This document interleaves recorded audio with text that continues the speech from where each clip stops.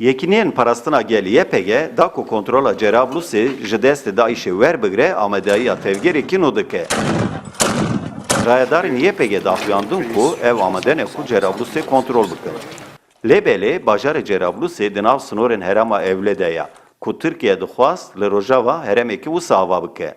Her wiha Tirkiye naxwaze ku Cerablus têkeve bin desthilatiya YPG.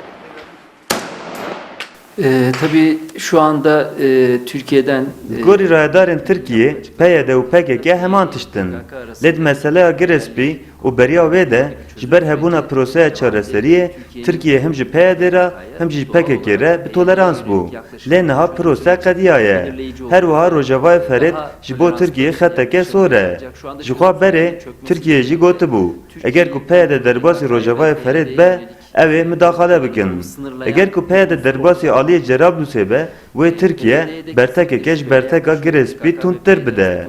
Lê di vir de jî tekane sedema ku dikare Tirkiye sînordar bike Amerîkayê. Lewra tekane hêza ku Sûriye Amerîka pê bawer dike jî PYD ye. ilerlemek istediği bölge Türkiye tarafından bir kırmızı çizgi olarak. Partiya Demokratîk ya gelan HDP jî rexneyan li helwesta Tirkiye ya li hember PYD û YPG digire. Li gorî HDP ne PYD ne jî YPG ji bo Tirkiye negefin.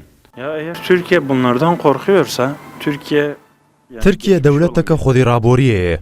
Divê wê bidîta ku li wê derê Kurd hene û ew Kurd nebrêxistinin. Ev çend salin ku Tirkiye hewl dide wan ji wir tasfiye bike û Daişê berê wan dide.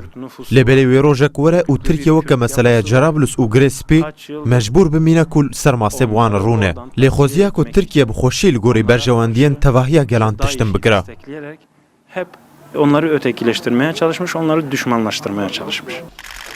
Serokkomarê Tirkiye Tayyip Erdoğan iddia kiribû ku PYD û PKK heman rêxistinin û Erdoğan piştgiriya Amerîka û Ewropayê ya çekdarî ji bo PYD rexne kiribû. Laliyekê Tirkiye dixwaze alîkariyên ku bo YPG tên kirin bê rawestandin. Lê laliyê din rayedarên Amerîka, Rusya û welatên Ewropayê balê dikişin ser wê yekê ku tekane hêza ku dikare li hemberê Daişê rawestê Kurdin. Anko gerîlayên YPG û Peşmergeyên Kurdistanê ne. Kemal Avcı, Rudaw, Enqere.